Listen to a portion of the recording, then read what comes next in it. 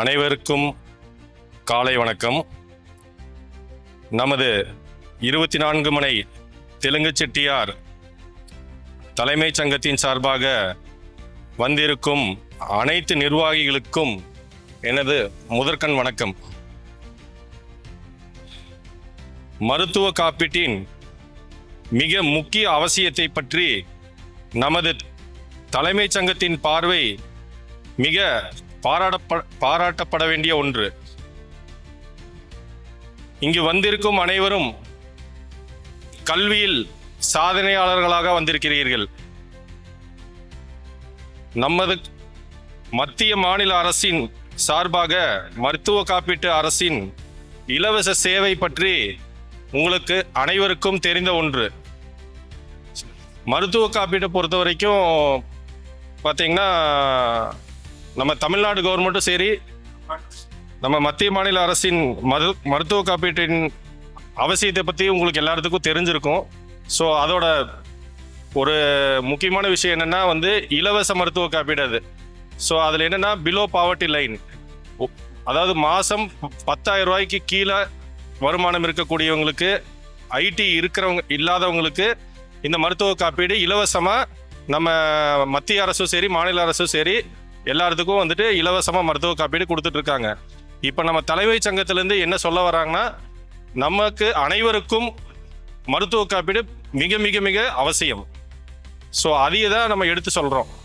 அதே மாதிரி ஒரு குறைஞ்சது ஒரு ஃபேமிலிக்கு பார்த்திங்கன்னா, நம்மளுக்கு எந்த இடத்துல செலவு வரும், எந்த இடத்துல நம்ம அதிகமாக செலவு பண்ணுவோம் அப்படின்னு பார்த்தீங்கன்னா, ஆஸ்பத்திரிக்கு தான் செலவு பண்ணுவோம்.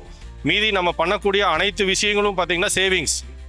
ஸோ பார்த்திங்கன்னா, நம்ம இடம் வாங்கினாலும் சரி, நகை வாங்கினாலும் சரி, எல்லாமே வீடு வாங்கினாலும் கட்டடம் வாங்கினாலும் எல்லாமே இன்வெஸ்ட்மெண்ட் தான். நம்ம செலவு பண்ணக்கூடிய ஒரே விஷயம், அது நம்ம வாழ்க்கையவே புரட்டி போடக்கூடிய விஷயம் எதுன்னு கேட்டிங்கன்னா மருத்துவம் தான். இப்போ கார்ப்பரேட் செக்டார் பார்த்திங்கன்னா ஃபுல் பூமில் இருக்கிறது எதுன்னு கேட்டிங்கன்னா ஹாஸ்பிட்டல் தான். ஸோ இந்த ஹெல்த் இன்சூரன்ஸுங்கிறது எல்லாரும் கண்டிப்பாக எடுத்து வச்சிருக்க வேண்டிய ஒன்று.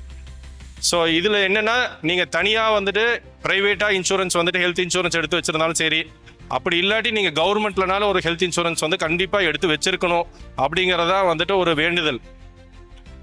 ஏன்னு கேட்டிங்கன்னா நம்மளோட சிறு சிறு சேமிப்பு மாதம் நம்ம சேலரிக்கு போகிறவங்களோ இல்லை பிஸ்னஸ் பண்ணுறவங்களா இருந்தாலும் சரி, சிறுக சிறுக சேர்த்தி மொத்தமாக கொண்டு போய் ஆஸ்பத்திரியில் இருக்கிறவங்களுக்கு போய் கொடுக்கறது நம்மளோட வாழ்க்கையோட பெரிய இழப்பு.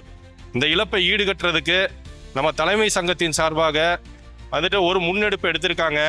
அதில் என்னென்னா, யார் யாருனாலையெல்லாம் முடியலையோ எல்லாரும் கண்டிப்பாக ஹெல்த் இன்சூரன்ஸ் எடுத்துக்கணும்.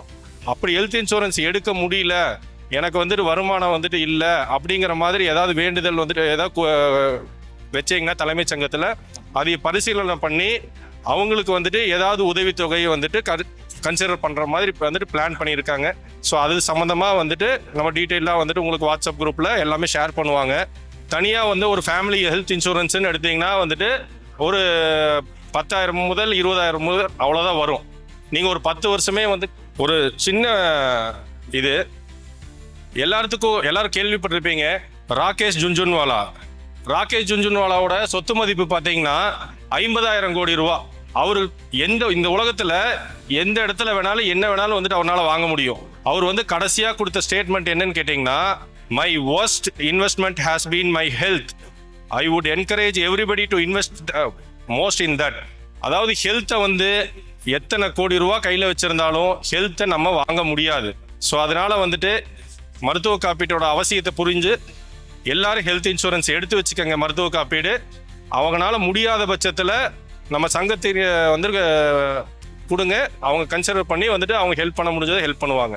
எல்லாத்துக்கும் இது சம்மந்தமாக வாட்ஸ்அப்பில் உங்களுக்கு டீட்டெயில்ஸ் கொடுக்குறோம். கவர்மெண்ட் ஸ்கீமும் சரி, ப்ரைவேட் ஸ்கீமும் சரி கொடுக்குறோம். யார் யாருக்கு தேவைப்படுதோ அவங்க என்கொயரி பண்ணுங்கள். அவங்களுக்கு நாங்கள் ஹெல்ப் பண்ணுறதுக்கு ரெடியாக இருக்காங்க தலைமைச் சங்கம். நன்றி.